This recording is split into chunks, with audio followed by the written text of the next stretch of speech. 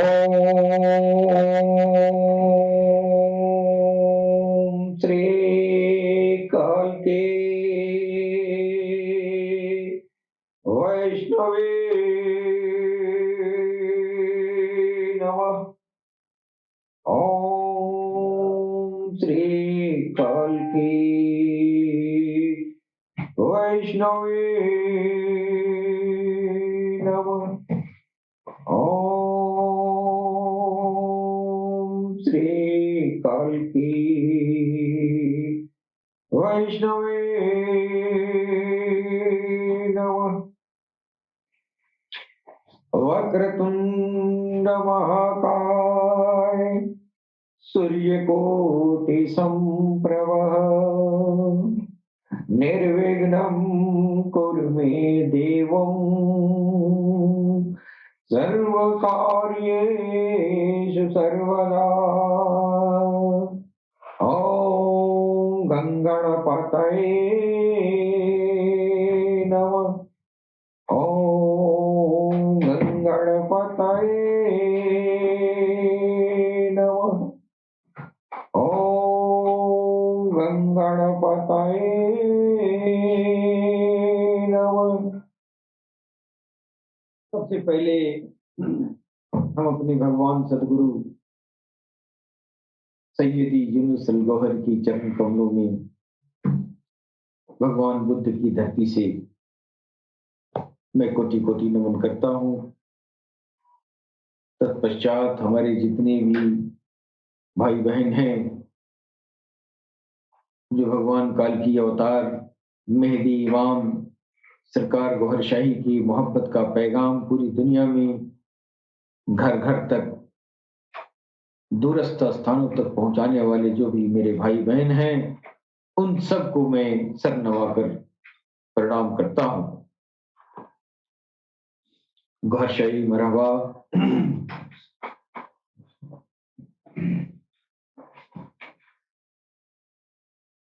दोस्तों, हमारे अलरा TV platform से पूरी इंसानियत को ईश्वर से जोड़ने का एक अनोखा अभियान जारी है और हमारी संस्था पूर्णतया आध्यात्मिक है लेकिन नॉन रिलीजियस है। हम सबका सम्मान करते हैं, हम सबके किताबों पर ईमान लाते हैं, हम सारे धर्मों का आदर करते हैं। मेरा एक ही ध्येय है कि पूरी इंसानियत चाहे जिस भी कौम में हो, जो भी हो, सबका दिल उसके रब के नाम से जारी हो जाए। और यही अभियान पूरी दुनिया में हमारी सरकार, हमारे भगवान सदगुरु के कर कमलों के द्वारा ये अभियान चलाया जा रहा है। दोस्तों, आज के परिचर्चा में हम यही कहना चाहेंगे कि दुनिया में काल की अवतार की बड़ी चर्चा है और तरह तरह के विद्व वर्ग जो लोग हैं, हर धर्म के अपने अपने धर्म के हिसाब से अपने अपने मानसिक क्षमता के अनुसार काल की अवतार का परिचय करा रहे हैं दुनिया वालों से। लेकिन सबसे बड़ी दुख की बात यह है कि जितने लोग भी भगवान काल की अवतार को पहचानने के लिए उनकी तलाश करने वाले लोग जुबान से कही सुनी हुई बातों पर एतबार करते हुए विश्व के तमाम खित्ते से भविष्यवक्ताओं की भविष्यवाणियों की रोशनी में भगवान काल की अवतार को पहचानने का प्रयास कर रहे हैं। इसी क्रम में हम भी जो है भगवान काल की अवतार की पहचान के लिए एक छोटी सी पहल हम भी कर रहे हैं कि वास्तविक काल की अवतार की पहचान दुनिया कर ले और उनसे जो आध्यात्मिक प्रलाभ मिलना है जी वो प्रलाभ से वंचित न रहे। दुनिया की सारी इंसानियत उस प्रलाभ से सराबोर हो जाए, यही हम लोगों का लक्ष्य है। इसके अलावा हमको किसी से कुछ भी लेना देना नहीं है। नहीं मेरा कोई मठ है, नहीं हम मठाधीश हैं, और नहीं मेरे मिशन के कोई भी कार्यकर्ता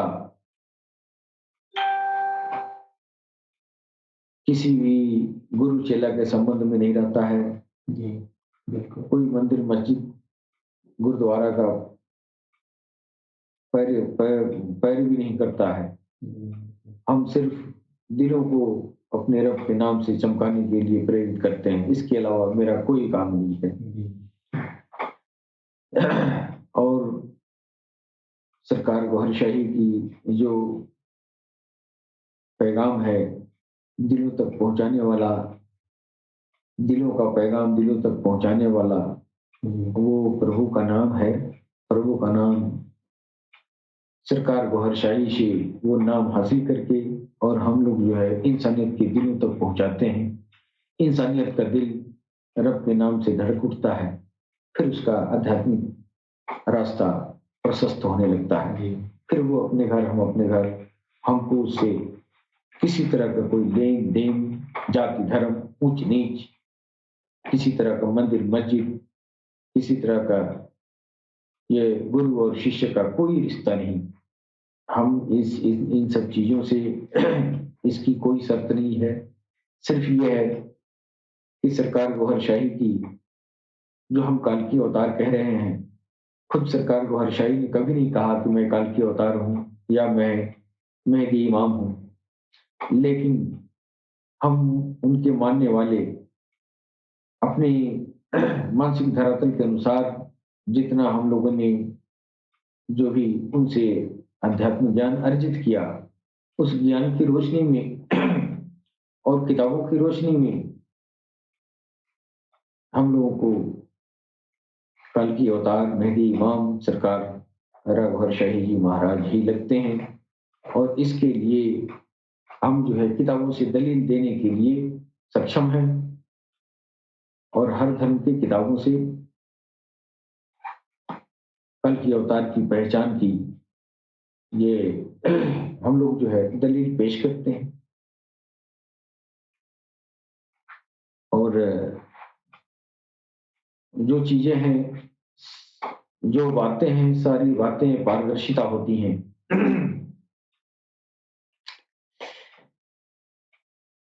भगवान काल की अवतार के बारे में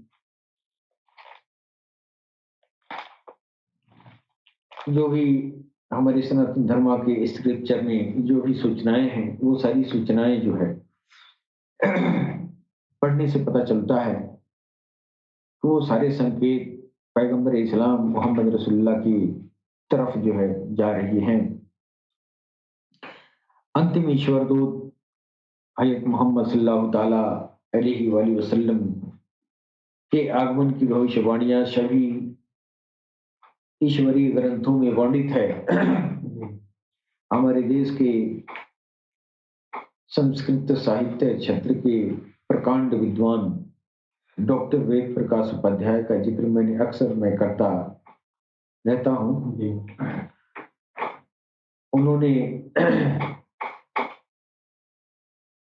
वेद, पुराण, बाइबिल, कुरान और बौद्ध ग्रंथों का अध्ययन करने के बाद वो इस नतीजे पर पहुंचे कि वो आने वाला भविष्य में कलयुग में जो हस्ती है, जो सारी इंसानियत को इंसाफ से भर देगी, वो मोहम्मद रसूलुल्लाह सल्लल्लाहु ताला अलैहि वसल्लम पैगंबर इस्लाम ही हैं। ये हमारे सनातन धर्म के प्रख्यात विद्वान डॉक्टर वेद प्रकाश उपाध्याय के द्वारा यह बात जो है लिखी गई है, मैंने खुद पढ़ा है।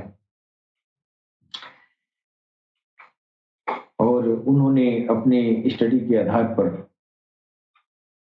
पैगंबर इस्लाम को नरसंज, अंतिम ऋषि, कल्कि अवतार, पैराक्लिट आदि आदि नामों से जो है व्याख्या किया गया है।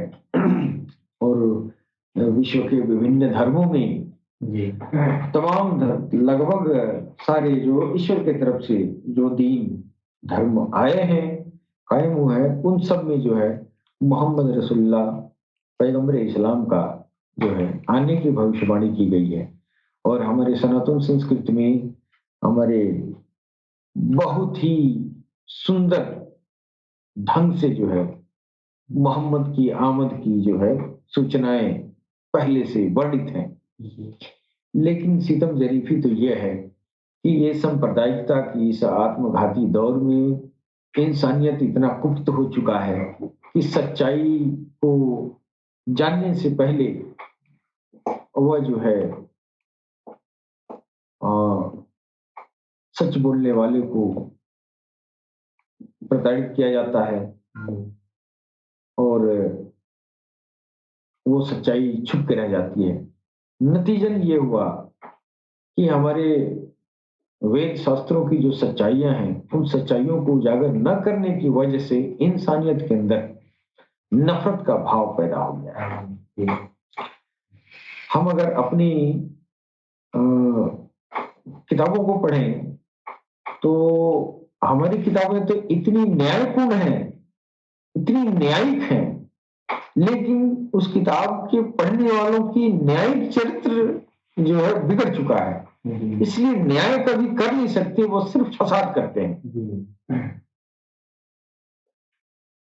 हमारे पुराणों में, हमारे वेदों में न्याय है, लेकिन पढ़ने वाले उसको जो है उसके न्यायपूर्ण वातावरण में वो गड़बड़ी पैदा कर देते हैं। मेरा चर्चा का मतलब यह है कि भगवान काल के अवतार की पहचान हम चाहते हैं। दुनिया तो अपने अपने हिसाब से दे रही है और हमने तकरीबन जो भी दुनिया में काल के अवतार का अभियान लेके चले हैं, उनकी पहचान कर रहे हैं या दावा कर रहे हैं कि हम काल के अवतार हैं।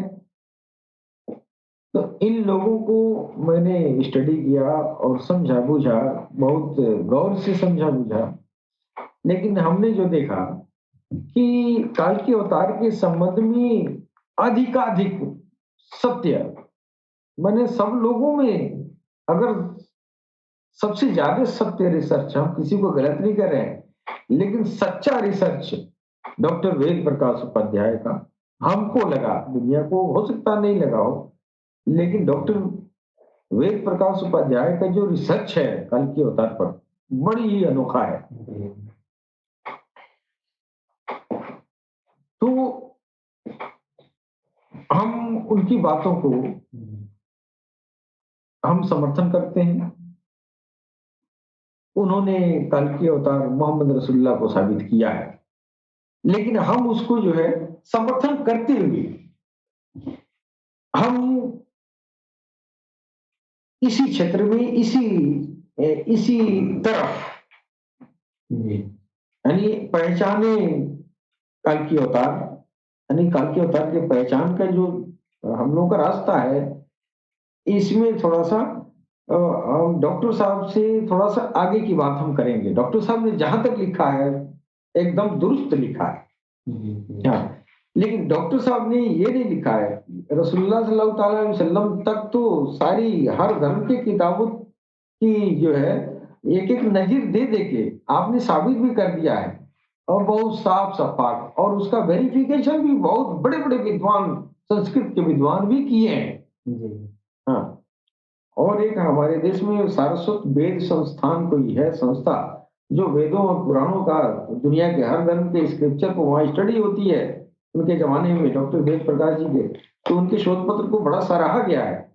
हाँ, तो उस दौर में सब लोगों ने इनकी जो निर्णय है कि काल की अवतार मोहम्मद रसूलुल्लाह ही हैं। ही है जी। हाँ, सब लोगों ने मुहर लगा दिया है। लेकिन अब ये इतनी कोरी सच्चाई जो है, इसको अगर इंसानियत निगल जाए तो फिर नफरत का माहौल खत्म हो जाएगा। जी, डॉक्टर वेद प्रकाश उपाध्याय का भगवान ये जो है कल्कि अवतार मोहम्मद रसूलुल्लाह को साबित करने का मतलब ये नहीं उनका कहना है कि हिंदू मुसलमान हो जाए, ये उनका मतलब कदापि नहीं है, जी, बल्कि ये मतलब है कि तू सच्चाई से रूबरू हो जा। जी, हाँ, कि अगर तेरे दिल में मोहम्मद रसूलुल्लाह के खिलाफ अगर कोई बुग़्ज़ कीना या कोई मैल है, फिर उसको निकाल दो। इसलिए कि वास्तव में काल के अवतार वही है और उनसे तुम्हारी ज़रूरत है। उनके बिना तेरी नैया पार नहीं लगनी है। जी, हाँ, तो इसलिए जो है डॉक्टर साहब ने इस बात को लिखा है। एक जगह तो उन्होंने लिखा है कि दुनिया के कोई भी इंसानियत किसी भी समुदाय से हो, किसी भी समुदाय से हो, कहीं का भी हो, अगर अंतिम ऋषि कल की अवतार मेहदी इमाम मोहम्मद रसूलुल्लाह के शरण में नहीं गया, फिर उसकी पारलौकिक जिंदगी नष्ट हो जाएगी। खूब स्पष्ट उन्होंने लिखा है। जी, इसका मतलब ये नहीं हुआ कि आप मुसलमान होंगे तो अंतिम ऋषि उस नरसंस की कृपा के पात्र होंगे, ये मतलब कदापि नहीं है। और इंसानियत जल्दी ही यह बात समझ लेता है। जी, जहां मोहम्मद की बात आई, वहां उसके दिमाग में यह नाच जाता है कि मोहम्मद की तारीफ करेंगे तो हम तो मुसलमान हो जाएंगे।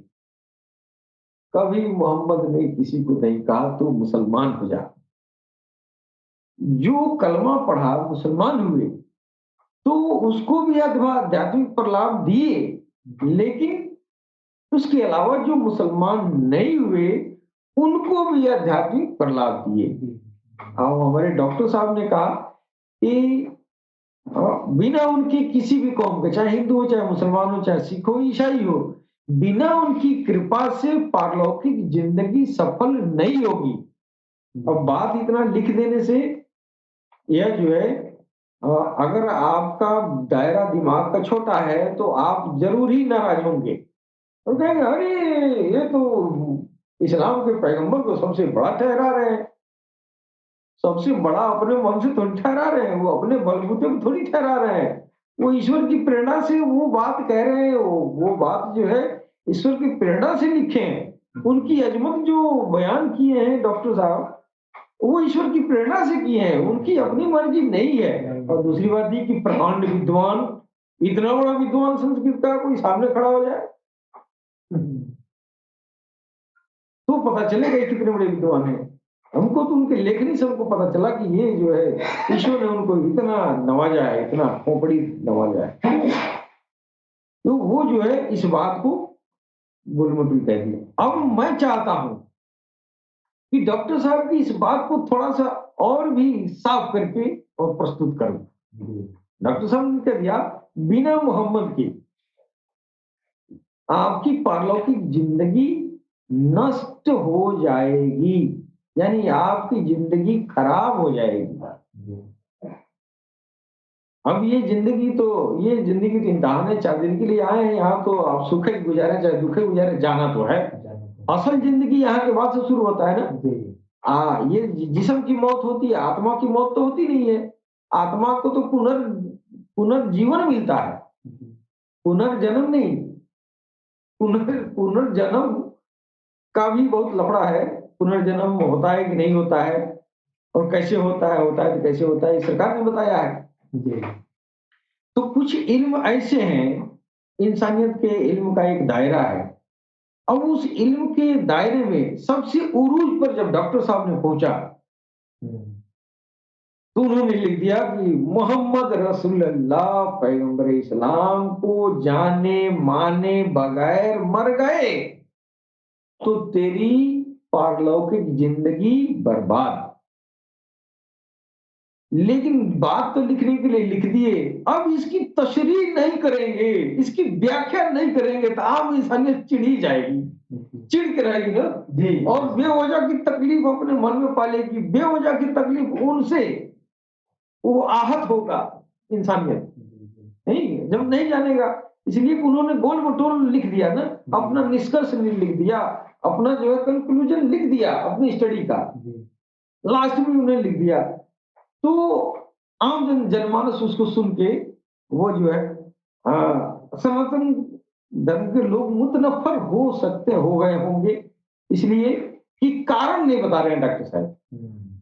कारण तो जो बताए हैं वो कारण जो है वेदों किताबों की रोशनी में बताए हैं, लेकिन किताबों की रोशनी में हर आदमी किताब पढ़ता नहीं है। डॉक्टर साहब का लेख जो लोग जिन लोगों ने पढ़ लिया, जितने लोगों ने पढ़ लिया, उसमें जो है बहुत ऐसे लोग गुजरे होंगे जो डॉक्टर साहब की बात को नहीं समझ पाए होंगे। एक का दुखी ऐसा हुआ होगा जो डॉक्टर साहब की जो निष्कर्ष है कल की अवतार वाली, इस पर उनका एहतराम होगा, या तो बहुत स्कॉलर होगा और उनके जो मित्र मंडली जो थी उन्हीं की समकक्ष विद्वान थे, सब लोगों ने इस बात को मोहर लगाई, सब लोगों ने इनकी तारीफ किया, सब लोगों ने तस्दीक भी किया कि हाँ ये डॉक्टर साहब ने सही लिखा है। लेकिन उसी पढ़ने वालों में कुछ ऐसे होंगे जो बागी हो गए होंगे, इसलिए बागी हो गए कि वो संतुष्ट नहीं हो पाए जो नजीर दिया उन्होंने, है कि नहीं। तो अब जो है वो नजीर का वक्त अब आया है कि अब वो नजीर, वो उदाहरण, वो आपका जो है जो उदाहरण दिया जाएगा वो हर आम खास को समझ में आ जाए। अब डॉक्टर साहब वेदों से दिए थे, वेद तो हर कोई पढ़ता नहीं है, लेकिन अब मैं जो नजीर दे रहा हूं वो वेद वाले और बिना वेद वाले, पढ़े लिखे और बिना पढ़े लिखे, सबको यह बात कंसेप्ट में आ जाएगा। जैसा है कि नहीं कि मोहम्मद रसूलुल्लाह के बिना कैसे पार घाट नहीं लगना है, यह बात उन्होंने क्यों लिखा। तो उनको तो नजीर है आपने दिया ही है, तमाम तरह वेदों और पुराणों में, भविष्य पुराण में, अथर्ववेद में, यजुर्वेद में, जगह जगह उदाहरण निकाल के आपने बताया है। लेकिन उन बातों से यह बात स्पष्ट नहीं होता है कि ये जो है मोहम्मद रसूलुल्लाह पैगंबर इस्लाम सारी इंसानियत को कैसे प्रलाप देते हैं, कैसे आध्यात्मिक प्रलाप देते हैं कि उनके बिना काम नहीं चलने वाला। अब ये बात जो है दौर के हिसाब से इस समय सरकार गौहर शाही ने हम बताए हैं कि वो कैसे उनके बिना काम नहीं चलेगा। तो इसके लिए थोड़ा सा आपको समझना होगा। हमारी सरकार गौहर शाही का जो रूहानियत है, जो अध्यात्म विज्ञान है, यह जो है ये बातें जो है किसी किताब में, किसी वेद और पुराण में इसको जो है स्पष्ट नहीं है। क्यों नहीं है? तो उसको पढ़ने वाले उस ज्ञान को हासिल करने की क्षमता उसके दिमाग को नहीं है। इंसान, ईश्वर जो है इंसान जो बनाया है ना, तो दिमाग की क्षमता भी बनाया है कि ये आदमी का दायरा यहाँ तक है, लिहाजा जो भी ईश्वर की तरफ से आसमानी बातें या ज्ञान कुरान में या गीता में चाहे जैसे भी आया हो, वो वही ज्ञान दिया गया जो उस समय के इंसान की मनो मस्तिष्क के अंदर समा सके। हाँ, उस मानसिक धरातल के अनुरूप कुरान में ये बात आई है, और जो बातें जो है इंसानियत की खोपड़ी से बाहर आई है, वहां पर जो है वो बिना कारण बताए ईश्वर की तरफ से उस पर रोक लगा दिया गया। लेकिन जैसे अब कुरान की कुछ ऐसी बातें हैं, हमारे अब डॉक्टर साहब ने लिख दिया कि अब ये तो बिना इनके काम नहीं चलने वाला है। अब ये इतना कह के आप गवा गए, किताबों से नजीर ले दिए, पढ़ने वाले एक आदमी भी कोई पढ़ लिया तो हाँ भाई ठीक है, और सुनने वाले तो लाखों सुने और लाखों उल्टा कर दिया है, अरे ये क्या कह रहा है, ये क्या कह रहा है ना। अगर वो इल्म बता दिया जाता, अगर वो इल्म वो होता डॉक्टर साहब के ब्रेन पर खुल गया होता कि इस कारण से यह रहमतुल आलमीन है, जी, तो वह बात हर आम और खास अगर जी, समझ लेगा तो वो जो इस बात से इतराज नहीं करेगा। अब सरकार का वर्ष आई है तब बताए हैं कि ये जो है रहमतुल आलमीन कैसे हैं, कैसे उनका पूरी इंसानियत पर हक है, कैसे वो पूरी इंसानियत को वह जो है पारघाट लगाएंगे, पूरी इंसानियत की पारलौकिक जिंदगी संवारेंगे। चाहे तो किसी भी धर्म में रहे, किसी भी, कुरान में उनको रहमतुल आलमीन ईश्वर ने कहा पूरी आलम के लिए रहमत बन के आए हैं, दयालु बन के आए हैं। उनकी बदौलत ईश्वर दया कर देगा, चाहे वो हिंदू हो, चाहे मुसलमान हो, चाहे सिख हो, ईसाई हो। जी, बेशक है कि नहीं? तो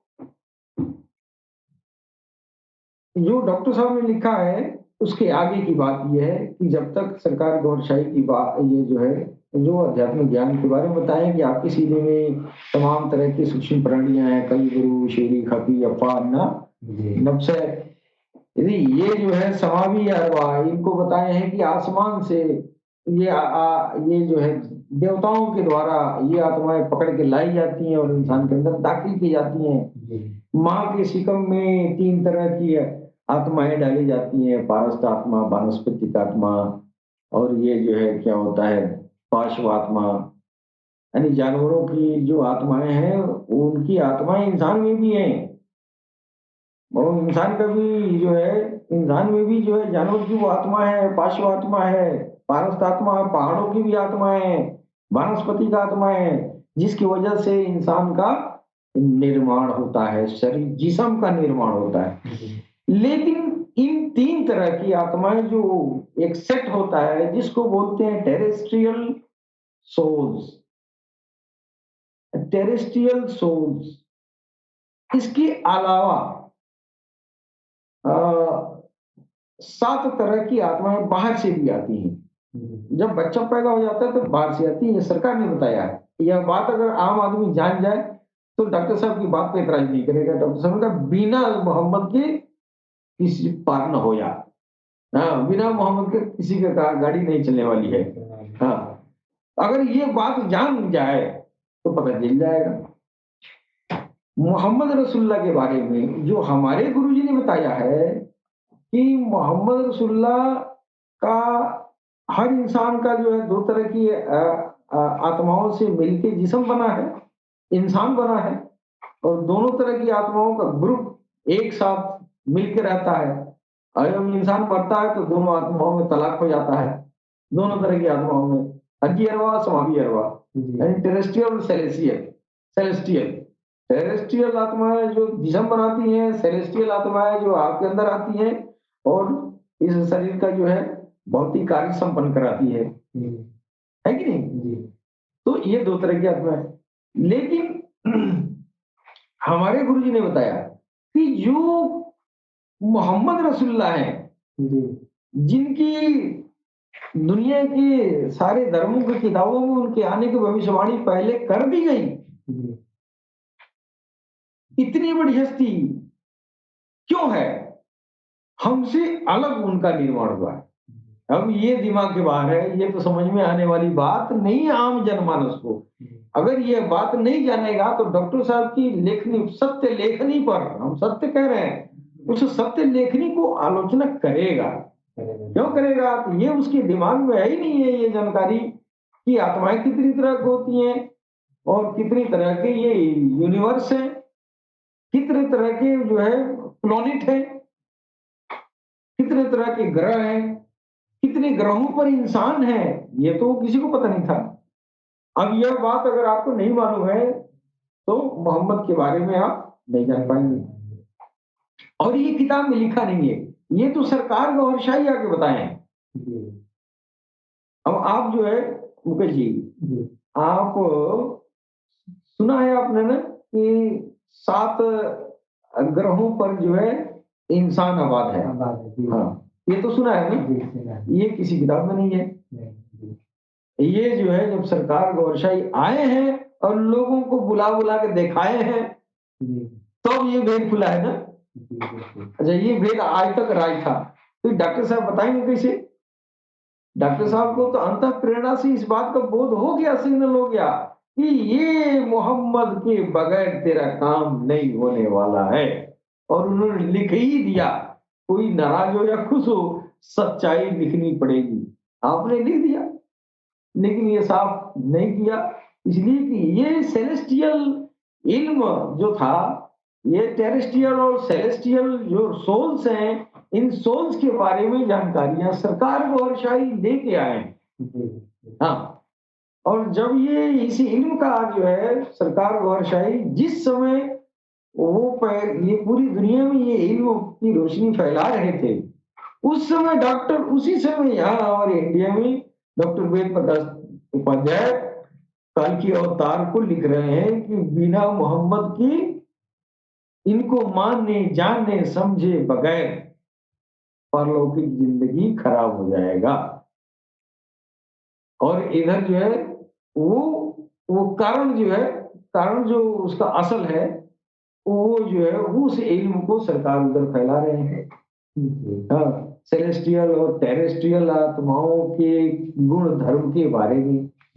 तो आम इंसान के अंदर से जो भी इंसान धरती पाता है, उसके अंदर दो तरह के आत्माओं का झुंड एक में मिलता है, फिर वो इंसान कहलाता जी, है कि नहीं? जी, बिल्कुल। लेकिन सर, ये जो है, ये इस तरह की हमारे 7 तरह के ऊपर ग्रह हैं, 7 ग्रहों पर जो है इंसानियत आबाद है।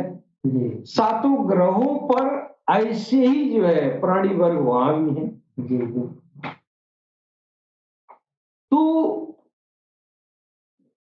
7 जगहों के जो पारिस्थितिक आत्मा है, पारस्परिक आत्मा यानी जो पहाड़ों में पाई जाती है, समझे कि नहीं? 7 तरह की पारिस्थितिक आत्मा जो है सरकार हुजूर पाक मोहम्मद रसूलुल्लाह के जिस्म में था, जी, है कि नहीं? जी, हाँ, अब धरती पर भी जो वानस्पतिक आत्मा है, या ये पारस्परिक आत्माएं हैं, पहाड़ों वाली वानस्पतिक आत्माएं हैं, इन आत्माओं का जो है एक एक सेट जब मिलाया गया, यानी 7 सैयारों का, 7 ग्रहों का, जी, हाँ, पारस आत्मा एक में मिला, तो वो जो है मोहम्मद रसूलुल्लाह की जिस्म जो बनाने में जो काम आया पारस आत्मा, उस पारस आत्मा से इनका जिस्म बना। जी, 7 ग्रहों की जो वनस्पतिक आत्माएं हैं, वो अलग अलग किस्म की हैं, वो 7 की आत्माओं को मिलाया गया, फिर इनकी जो है वनस्पतिक आत्मा, इनको रूह जमाती बनाया गया, जिससे उनका जिस्म बना, जी, है कि नहीं? जी, और ये रूह हैवानी जो सूरत शकल बनाने वाली आत्माएं होती हैं, ये 7 ग्रहों की जो ये जो है ये ये जो हैवानी आत्माएं हैं, जी, जो सूरत शकल बनाने वाली, जी, वो 7 ग्रह मिला के, 7 तरह की आत्माएं मिला के उनकी एक आत्मा बनाई गई, उससे उनका जिस्म बना, जी, है कि नहीं? अब जब उनका जिस्म जो है 7 ग्रहों के पारस्परिक आत्मा, वनस्पतिक आत्मा, हैवानी आत्माएं, जी, है ना, जी, वो आत्माओं से मिलके बना, तो उनके अंदर जो है, अब मेरे अंदर एक जमाती रूह है, एक नबाती है, एक हैवानी है ना? लेकिन उनके अंदर जो है 7 हैवानी है, 7 रूहानी है, 7 जो है जमाती रूह है। जी, हाँ, ये इन सब आत्माओं के, उनके पास जो है सारे लोगों के आत्माओं को लेके जी, और उनकी जिस्म का निर्माण हुआ। जी, हमारा बस हम लोग के अंदर जो अर्जी आत्माएं हैं, जो जिस्म बनाने वाली, बस 3 है। ठीक है। लेकिन उनका 3 नहीं है, 7 जगह से आया है। आया है। हाँ, 7 जगह को मिला के एक बना, तब इनका जिस्म बना, किसका बना? है कि नहीं? जी, अब ये चीज जो किसी का नहीं हुआ, ऐसा तो किसी को नहीं हुआ धरती पर। जब से धरती बनी तब से और उन तक इस तरह का जिस्म नहीं बना। अब वो जो जिस्म था उस जिस्म को अपने ईश्वर के नाम के सिमरन में उस अपने रूहे नबाती, रूहे हैवानी और रूहे जमादी यानी पारस्तात्मा, पार्श्वात्मा और ये जो है वानस्पतिक आत्मा, इन तीनों को वो जो है भगवान के सिमरन में लगा दिए, है कि नहीं। अब ये जो है उनकी पार्श्वात्मा भगवान का नाम ले रही है और वहां जो है बेपरमान ज्योति बन रही है कि नहीं। और वो ज्योति जो है उससे मुतल्लिका, उससे संबंधित जिस भी ग्रह पर वो प्राणी ये अरवा मौजूद हैं, यहां से उन सारे आत्माओं को इनके इनके जिस्म से उन सारी जिस्म बनाने वाली आत्माओं तक नूर पहुंच रहा है, ज्योति पहुंच रही है और सबका आध्यात्मिक विकास हो रहा है। आध्यात्मिक विकास कैसे होता है? ज्योति पर निर्भर होता है। आपका आध्यात्मिक जो भी प्रगति है वो सिर्फ भगवान के नाम से बनी हुई ज्योति पर निर्भर है। जैसे गाड़ी आप चलाते हैं तो वो गाड़ी डीजल पेट्रोल पर निर्भर होती है। कितना महंगी गाड़ी हो, डीजल पेट्रोल न रहे, ईंधन न रहे तो नहीं चलेगी। उसी तरह आध्यात्मिक रास्ते में कितना टोपा टोपी कितनों गुरु चेला बना ले, अगर गुरु के पास ज्योति नहीं है, अगर आपको ज्योति नहीं बना रहा है, आपको बनाने नहीं आता है ज्योति, तो फिर ये अब्बक अब्बक कुछ करेगा नहीं, आप जहां वहीं रह जाएंगे। आपकी गाड़ी तब चलेगी आपके अंदर ज्योति मिलेगी। हाँ, और वो ज्योति जो है मोहम्मद रसूलुल्लाह की पारस आत्मा, पार्श्वात्मा, वानस्पतिक आत्मा है, जो सारे ग्रहों का मजमुआ है, सारे ग्रहों पर की इन आत्माओं का वो जो है सरदार आत्मा है। वहां से अपने अपने खित्ते में ज्योति सप्लाई होती है। उस पारस्थितिक आत्मा की जात जहां भी होगी, जिस ग्रह पर होगा, उस ग्रह पर उन आत्माओं को धारण करने वाले इंसानों के अंदर इनकी ज्योति पहुंचती रहेगी। यानी इनकी वो आत्माएं, अर्धी आत्माएं भगवान के, ईश्वर के, अल्लाह के नाम के सिमरन में लगी हैं और यहाँ ज्योति बेशुमार बन रही है। उसके अलावा ईश्वर से वो जुड़े हुए हैं, ईश्वर से भी उनको बेपरमान ज्योति की जखीरा उनके पास आ रहा है कि नहीं। फिर ये ज्योति की सप्लाई पूरी इंसानियत को, अब हिंदू या सिख हो या यहूदी हो, उसके अंदर भी तो ये आत्माएं हैं। पारस आत्मा, ये जो है वानस्पति का आत्मा, पार्श्वात्मा से तो उसका भी शरीर बना है, तो उसी का जो है इनके जिस्म पर जो सरदार आत्माएं इनके अंदर है, तो उसका भी तो अधिकार है, यहूदी का भी, हिंदू का भी। इसलिए कि ये ज्योति उसको सप्लाई करेंगे, बिना इनके पोषण किए वो तैयार नहीं होगा, उसका आध्यात्मिक पोषण नहीं हो पाएगा। तो बिना रसूलुल्लाह के माने जाने बगैर भी नेचुरली तौर पर वो आपके जमाती रूह के सरदार हैं, चाहे आप हिंदू हो, चाहे मुसलमान हो, चाहे कुछ भी हो। आपकी जो अर्दी अरवाह है, इन अर्दी अरवाहों के जो वो जो टेरेस्ट्रियल सोल्स हैं, इन सोल्स का जो है वो ये पावर हाउस जो है रसूलुल्लाह का, वो टेरेस्ट्रियल सोल्स है। बिना उस पावर हाउस से और ऐसा ईश्वर ने बना दिया कि रसूलुल्लाह को आप माने चाहे मत माने, वो आपके ऊपर जो है उन आत्माओं का रिश्ता है, जिसकी जरिए उनका फर्ज है आपको पोषण करना। हाँ, वो पोषण करते हैं, कोई गरियाता है वो पोषण करते हैं, लेकिन अगर गाड़ी न देखे, सिर्फ जो है अब इज्जत से उनका नाम लेके इज्जत से उनको प्रणाम कर दें, उनको उनका सम्मान करें, वो तो कह नहीं रहे तो मुसलमान हो जाए। अपने जमाने में किसी को नहीं जबरदस्ती की, कहा कि तुमको पढ़ना है तो पढ़ ले, जहां हो वहां ठीक हो, जी, बिल्कुल। तुम्हारे धर्म में ये बिगाड़ है, इसको मैं सीधा कर रहा हूँ, जाओ वहां ठीक रहो। जी, अब उसको न समझने वाले, उल्टा सीधा उनके मानने वाले तो बाद में बहुत बदमाश निकल गए ना। जी, अब बिल्कुल। वो दुनिया में फसाद फैला दिए। लेकिन रसूल अल्लाह ऐसा नहीं थे, क्योंकि वो रहमतुल आलमीन थे।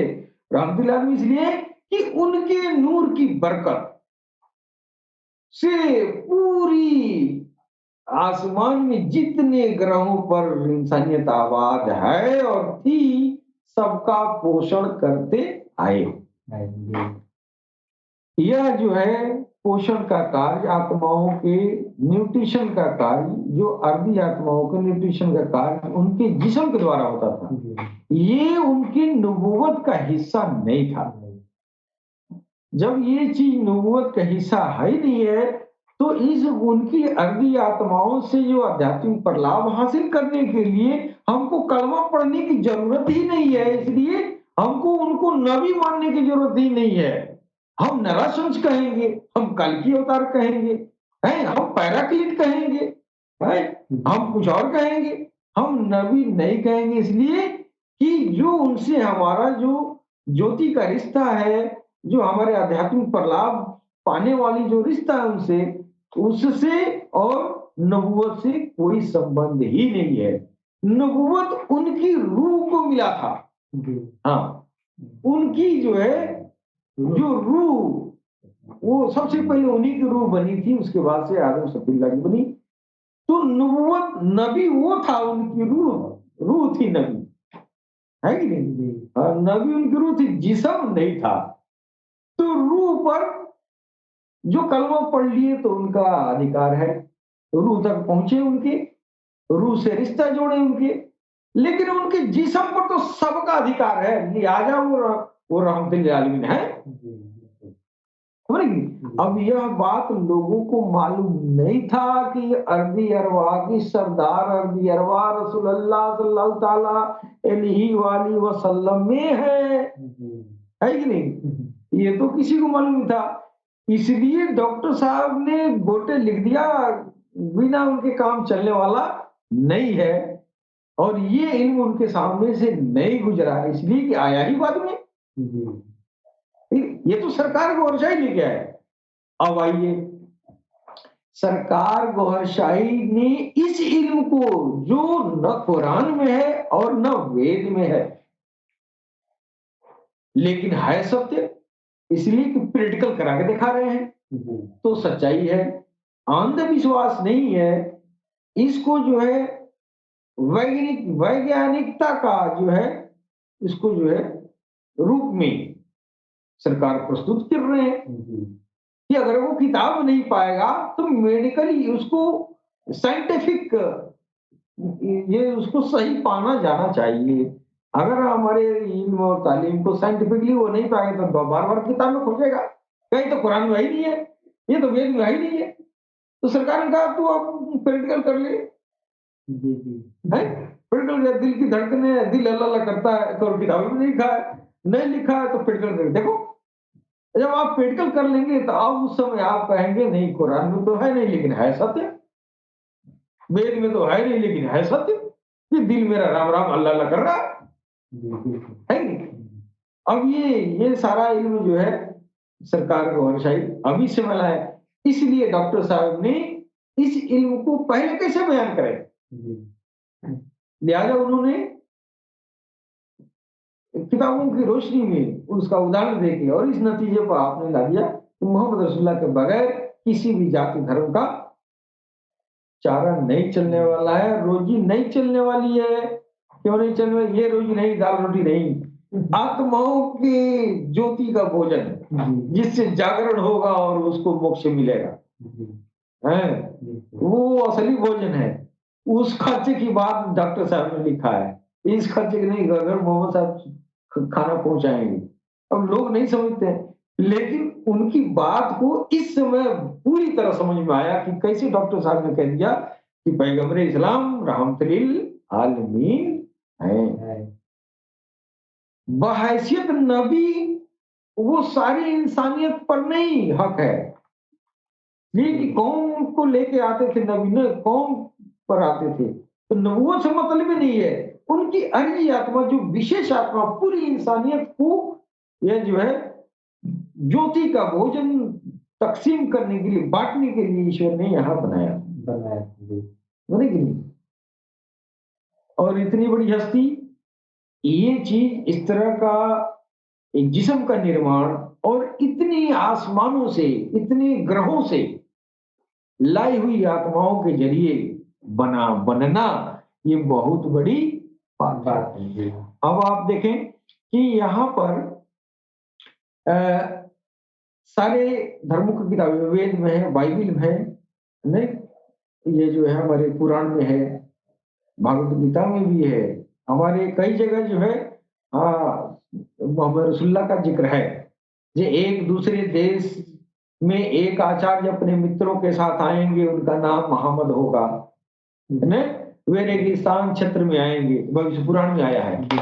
इसके अलावा जो है और भी सूचनाएं दी गई, पैदाइशी तौर पर उनका खतना होगा, खतना किया हुआ होगा, उनके जटा नहीं होंगे, वह दाढ़ी रखेंगे, गोश्त खाएंगे, अपना संदेश स्पष्ट शब्दों में जोरदार तरीके से दुनिया में प्रसारित करेंगे, नहीं, अपने संदेश के मानने वालों को मुसलाई नाम से पुकारेंगे। यह तो हमारे भविष्य पुराण में दिया गया। हम इस सच्चाई को इनकार करते हैं। एक जगह लिखा है अथर्ववेद में, हे भक्तों इसको ध्यान से सुनो, प्रशंसा किया जाने वाला वह महामहे ऋषि 60,090 लोगों के बीच आएगा। ये छोटी मोटी हस्ती के आने की व्याख्या है नहीं। आप तो संकुचित विवेक को लेकर झगड़ा करने के लिए तैयार हो जाते हैं। अब ये जो है 60,000, यह जो है प्रशंसा किए जाने वाला वो महामहे ऋषि 60,090 लोगों के बीच आएगा। ये कहीं नहीं देखा गया, ये मोहम्मद रसूलुल्लाह को देखा गया कि मोहम्मद रसूलुल्लाह के ये मायने में उनकी जो है उनके ऊपर ये साबित होती है। हुजूर पाक सल्लल्लाहु अलैहि वसल्लम की पैदाइश के समय मक्का की आबादी 60,000 थी। हाँ, और ये जो है भविष्य पुराण में अथर्ववेद में पहले से उल्लिखित कर दिया गया कि 60,000 ऋषि, ये जो 60,000 लोगों के 60,090 लोगों के बीच आएंगे, और जिस समय उनकी पैदाइश हुई उस समय मक्का की आबादी इतना ही थी। कितना सटीक भविष्यवाणी। अब हमारे सनातन धर्म के लोग क्या करते हैं, इस सनातन धर्म के लोग नात्रे दमस ने कहा है। अच्छा ये बताओ, तुम्हारे भविष्य पुराण से बड़ा नात्रे दमस का भविष्यवाणी है? तो नात्रे दमस की नात्रे दमस क्या चीज है? नात्रे दमस एक भविष्य वक्ता है, भविष्य पुराण तो नहीं है। हमारे ऋषियों से बड़ा तो नहीं है। हमारे ऋषि तो बहुत बड़े ज्ञानी, इतने बड़े ज्ञानी थे, मोहम्मद रसूलुल्लाह के आने का हजारों साल पहले उन्होंने कह दिया, एक दूसरे देश एक जो है आचार्य आएंगे, वो नेकी फैलाएंगे, वो मोहब्बत फैलाएंगे, उनका श्रेष्ठ संदेश होगा, है कि नहीं? एक जगह लिखा है वे 20 नर और मादा ऊंटों पर सवारी करेंगे। अब हमारे जो है ये सनातन धर्म के लोग जो है कल्कि अवतार को ऊंट को ये जो है घोड़े पर चढ़ाते हैं, ऊंट पे आएंगे। भविष्य पुराण कह रहा है वे 20 नर और मादा ऊंटों पर सवारी करेंगे, उनकी प्रशंसा और बड़ाई स्वर्ग तक होगी। उस महर्षि के 100 सोने के आभूषण होंगे। यह बातें जो सटीक जो है मोहम्मद रसूलुल्लाह पढ़ दी है। ऊंट पर सवारी करने वाले महर्षि को हम भारत में नहीं पाते हैं, अतः यह संकेत मोहम्मद सल्लल्लाहु अलैहि वसल्लम की तरफ है। 100 सोने के आभूषण से अभिप्रेत हबशा की हिजरत में जाने वाले आप सल्लल्लाहु अलैहि वसल्लम 100 प्राणोत्सगी मित्र हैं। उन मित्रों को जो है 100 सोने का आभूषण युक्त कहा गया है। जो उनके ऊपर जान निछावर करने वाले 100 लोग जो थे, वो जो है हबशा की तरफ जो हिजरत किए थे उस दौर में, वो जान निछावर जो साथी थे, उनको हमारे जो है अथर्ववेद में कहा गया है सोने से, स्वर्ण सिक्कों से तुलना किया गया है कि वो सोने के मानिंद मूल्यवान होंगे। है कि नहीं? एक जगह लिखा है 10 मोतियों के हार, 300 अरबी घोड़े, 10,000 गायें उनके यहाँ होंगी। ये भी बातें उन्हीं के ऊपर सटी बैठती हैं। 10 मोतियों के हार के संकेत आप हुजूर पाक के उन 10 मित्रों की ओर है जिन्हें दुनिया में ही जन्नत की खुशखबरी दे दी गई थी। वो 10 मोतियों के हार के से तुलना की गई है। 10,000 गायों से विपरीत यह है कि आप सल्लल्लाहु अलैहि वसल्लम के अनुयायियों की संख्या बहुत अधिक होगी। कुरान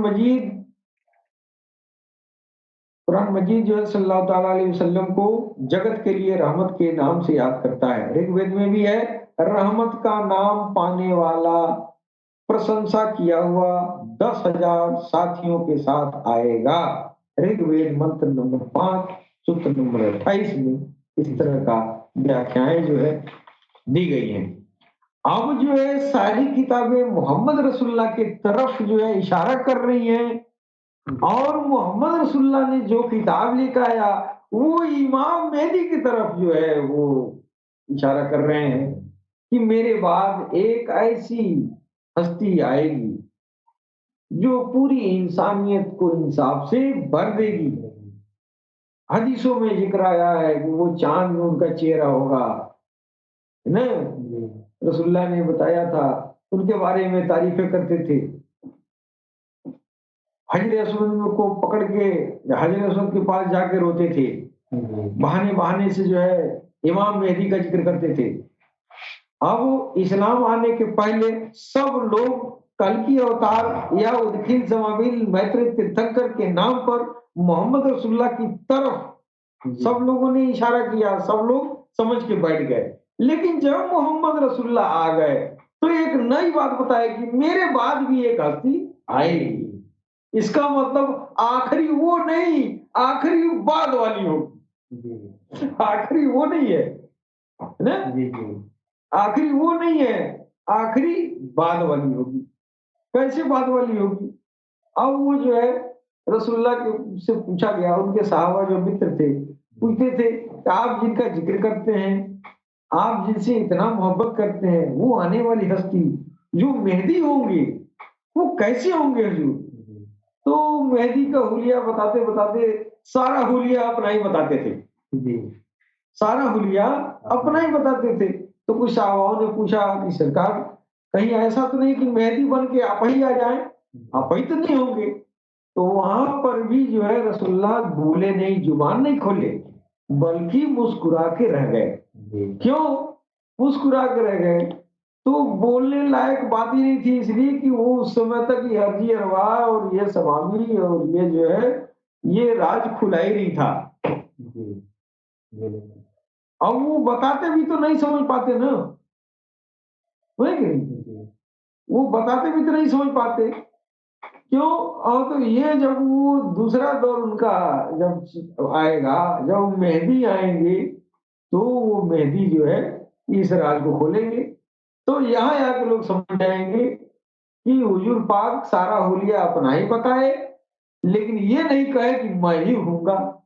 क्यों नहीं कहे? तो वो इल्म ही नहीं था उस समय, अरवाहों का इल्म ही नहीं था, इतने सैयारों का जो है लोगों के पास जो है ये इल्म नहीं था, ये ज्ञान नहीं था। ये जो है समाधी अरवा होती है, ये जो है जमाती अरवा होती है, नबाती अरवा होती है, तमाम तरह की जिस्म बनाने वाले अलग होती है, इसको संचालन करने वाली अलग होती है। इस समय जब उस समय वो चीज था नहीं, लिहाजा आपने बताया नहीं कि समझेंगे नहीं। बता भी दे तो नहीं समझ पाते ना, तो न बताना उचित समझा, लेकिन मुस्कुरा दिए। मुस्कुराना उनका हामी था कि नहीं तुम कुछ कुछ सही पकड़ लिए हो। अब कुछ कुछ सही क्या था?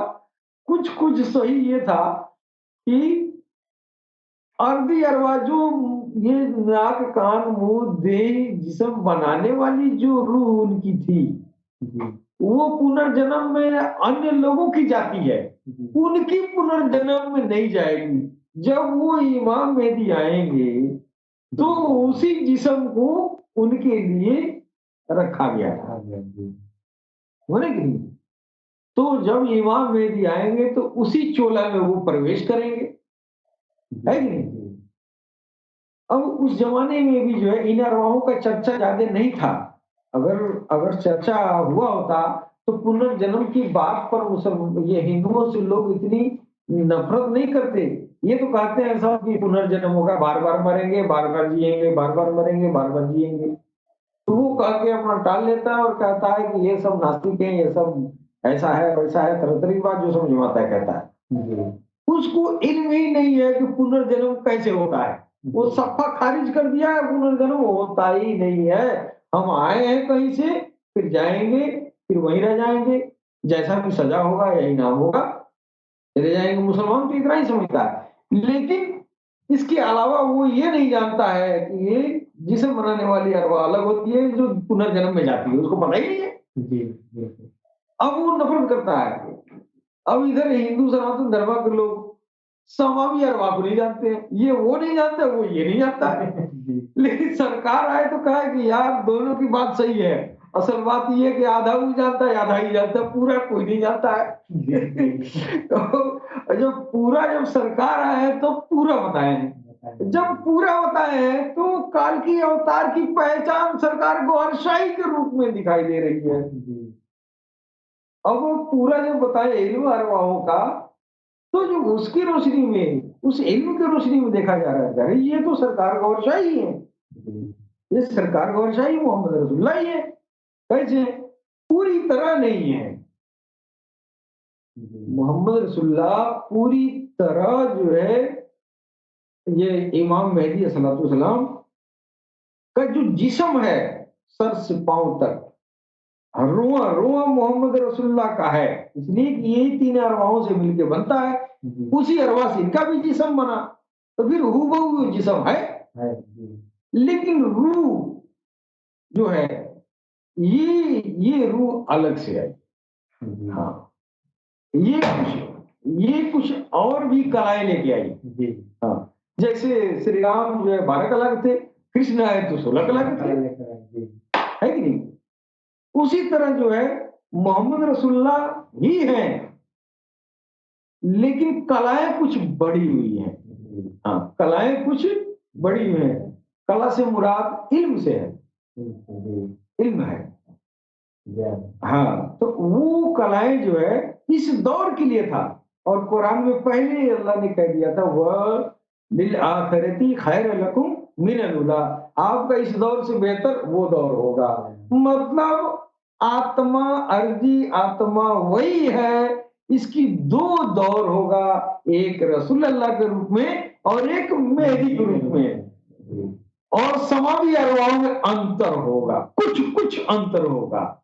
हाँ, जो ऊपर से आने वाली आत्माएं हैं उन आत्माओं में इमाम मेहदी और रसूलुल्लाह में कुछ कुछ अंतर होगा। क्या, अब क्या अंतर होगा? ये जो है ये बड़ी चीज है। हाँ, इस दुनिया को बनाने से पहले ये जो मोहम्मद रसूलुल्लाह की जो है आत्मा को बनाया गया, इसका मतलब पूरी कायनात के पहले पूरी सारे यूनिवर्स, बहुत सारे यूनिवर्स है ना, ऊपर जो है 7 यूनिवर्स हैं, इन सारे यूनिवर्स से बनाने के पहले ईश्वर ने जो है इनकी आत्मा को बना के रखा था, है कि नहीं? और उस जिस्म में इनके लिए खास वो जिस्म खास अर्दी अरवाह से बना, जिसमें 21 प्रकार की अर्दी अरवाह है। सबके अंदर 3 होता है, उनके अंदर 21 प्रकार के हैं, विशेष जिस्म बनाया गया। उस जिस्म में उस आत्मा को डाला गया जो सबसे पहले ईश्वर ने बनाया था। लेकिन जब इमाम मेहदी का जो है, जब उसी जिस्म, उसी चोले में, उसी खोखा में जब उनकी रूह डाली गई, वो कहाँ थी? वो ऐसी जगह थी, वो ऐसी जगह थी कि उसका जो है उसके लिए ईश्वर ने कहा कि तुम भी इंतजार करो, मैं भी इंतजार करूं, यानी इंतजार करने वाले में तुम भी रहो, हम भी हैं। हाँ, हम भी हैं, तुम भी रहो। यानी ये जो गौहरशाही के रूप में जो वो आत्मा, जो रूह आई, वो कोई और ही जगह है। वो कोई और ही मर्तबा है। और ईश्वर ने इनकी अजमत दिखाने के लिए जो है चांद में इनकी सूरत लगा दिया, सूरज में लगा दिया, हजर अस्वद में लगा दिया। ये ऊपर जितनी भी सैयारे हैं सभी जगहों पर उनकी सूरत चमका दिया। जी और कुरान में जो है ईश्वर ने इनके सरकार गौहरशाही के जो छवि है इसको अपनी निशानी भी करार दे दिया। और वो इस निशानी को जो है वो जो है ये निशानी जो है वो मार्शल लॉ की तरह है। यानी नहीं मानोगे तो फिर खत्म। खत्म का मतलब ये कि तेरा सारा जीवन भर का पूजा पाठ, रोजा नमाज और ये जो है अनुष्ठान जितना पुण्य प्रताप किए वो कुछ नहीं है, इसलिए कि अल्लाह के ईश्वर की निशानी को तूने इनकार किया। जी ये मार्शल लॉ है। हाँ, अब जब वो चीज जो है, अरे क्यों आप लोग हंस रहे हैं? वो चीज जो है वो अल्लाह की तरफ से वो सख्त कानून है, है कि नहीं? जी बिल्कुल। तो ये जो है हमारे डॉक्टर साहब ने, अब ये इल्म ही उस समय तक बयान नहीं हुआ था तो फिर वो कैसे लगे, लेकिन काफी हद तक उन्होंने कंक्लूजन निकाल के दे दिया। अब काल की अवतार वही जिस्म पहला दौर, वही जिस्म दूसरा दौर, यानी काल की अवतार कलयुग के आरंभ में भी थे जी और काल की अवतार का कलयुग के मध्य में भी है, जो सरकार गौहरशाही के रूप में आप आए। फिर सरकार काल की अवतार गौहरशाही जी महाराज अब वो गैबत में छुपे हुए हैं और दुनिया सारी इंसानियत को आध्यात्मिक प्रलाप बांट रहे हैं, सबको आध्यात्मिक प्रलाप दे रहे हैं, सबकी आत्माओं की पोषण कर रहे हैं। क्यों पोषण करने वाली उनके अंदर वही अर्जी आत्मा है जो सारे ग्रहों पर प्राणों को पोषण करती हैं, सारे प्राणों को, सारी आत्माओं को ज्योति का सप्लाई करती हैं। अब सरकार गौरशाही जब वही आत्मा वही जिस्म लेके आए, वही काम इस समय भी है, पूरी इंसानियत के अंदर जो है ज्योति की सप्लाई कर रहे हैं, जिससे उसकी आध्यात्मिक गाड़ी जो है चल रही है। हाँ, और लोगों की पारलौकिक जिंदगी संवर रही है। वही काम इस समय भी हो रहा है कि नहीं? तो काल की अवतार वही नहीं, काल की अवतार वो भी है, ये भी है। ये पहला दौर है, ये दूसरा दौर है। जब सरकार गौहरशाही आप पुनः आएंगे, जो वादा किए हैं, जो गायब हो गए हैं, वो पुनः जब आएंगे तो काल की अवतार का वो तीसरा दौर होगा। एक बार पैदा हो जाना, कुछ दिन दुनिया में रह के और चले जाना, काल की अवतार का काम इतना में नहीं होगा। काल की अवतार का काम पूरे कलयुग में उनका काम है। पूरे कलयुग में समय समय पर वह जो है वो उनके अंदर जो अर्धी आत्माएं हैं, टेरेस्ट्रियल आत्माएं, जिससे पूरी पूरी दुनिया का पोषण होता है, सारी आत्माओं का पोषण होता है, सारी सैयारों पर पोषण होता है, समझ कि नहीं? वो चीज सरकार के अंदर भी वो काम हो रहा है। फिर वही आएगा, इसलिए कि वो आत्मा मरने वाली नहीं है, वो दूसरे के अंदर जाने वाली नहीं है। ये स्पेशल आत्मा है। सबकी आत्माएं, अर्जी आत्माएं यहाँ से निकल के वहां के सिकम में डाल दी जाती हैं, लेकिन सरकार की आत्माएं ये नहीं डाली गई। तो ये जो है सरकार काल की अवतार इमाम मेहदी, निखिल समावेल, तीर्थंकर, नराशंस, मैत्रेय, बुद्धा, सब जो है ये एक ही जात का नाम है। वो आखिरी दौर में वही मोहम्मद रसूलुल्लाह का चोला पहन के आई है। आज भी इंसानियत जो है इस बात को अगर समझ में आए तो सरकार गौरशाही की छवि चांद में देखे, और अपने अगर हिंदू है, सनातन धर्म को मानने वाला है, तो सनातन धर्म में वो अपने प्रभु का नाम राम है, और वो चांद देख के उसी राम के नाम को अपने दिल में धारण करे। अगर वो जो है सिख है तो वाहे गुरु कहे, उस तस्वीर को देख के हे प्रभु आप हमारे दिल में हमारे प्रभु का नाम दाखिल करें, बसा दें। तो हमारे सिख भाई ये वाहे गुरु कहे हैं, और ये मुसलमान भाई या अल्लाह कहें, अल्लाह अल्लाह कहें, जो कहेंगे अल्लाह का ईश्वर का नाम जो मांगेंगे वो मिलेगा। क्यों? तो उसी से तेरा काम होने वाला है। जब वो नाम दाखिल करेंगे फिर अंदर जो है ज्योति का सिलसिला, नूर का सिलसिला शुरू होगा। फिर मेरी आध्यात्मिक रूहानियत की गाड़ी आगे चलेगी, वरना चलने वाली नहीं है।